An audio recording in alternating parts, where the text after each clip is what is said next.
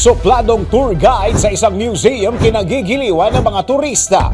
Kadalasan sa isang museum tour, patok ang iba't ibang mga obrang nilikha ng mga kilalang artists. At sa bawat museo, may mga pakulong hindi mo aakalain at mamamangha ka na lang. Pero ibahin niyo po itong kakaibang museum na ito na dinarayo dahil hindi ang mga nakadisplay ang pinupuntahan, kundi ang mismong tour guide. Nag-viral ang isang art museum sa Germany matapos na makita na ang guide umano nito mainitin ang ulo at sinusungitan ang mga turistang dumadalaw.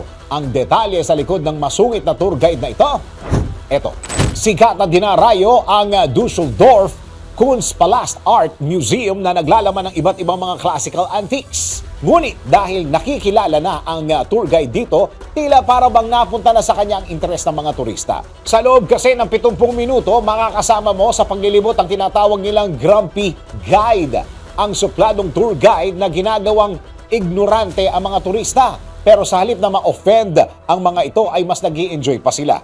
Bagamat parang weird, ito raw ay isang pakulo na lamang dahil ang lalaki sa likod nito, isang performance artist na nagngangalang Carl Bendy at ang nakakasama raw umano ng mga turista ay ang alter ego niya na si Joseph Langerlich. Anya, hindi naman umano ito inaatake ng personal at direkta ang mga turista at pawang walang katotohanan ng kanyang mga sinasabi. Subalit pilit niya itong sinisikap na gawin para ipadama sa mga bisita ang kanilang pagiging ignorante sa sining na parte lamang ng kanyang character at alter ego. Dagdag pa nito ang format ng komedya kung saan ang masamang mood o agresibong ugali ng performer ay susi sa palabas kung saan hindi ito ang nakasanayan nating makita sa mga museo. Bagamat tila suplado at iba ang tono ng pananalita, naging popular ang tour dahil lahat ng kanilang twice a month sessions ay agad na nabibili at may booking na rin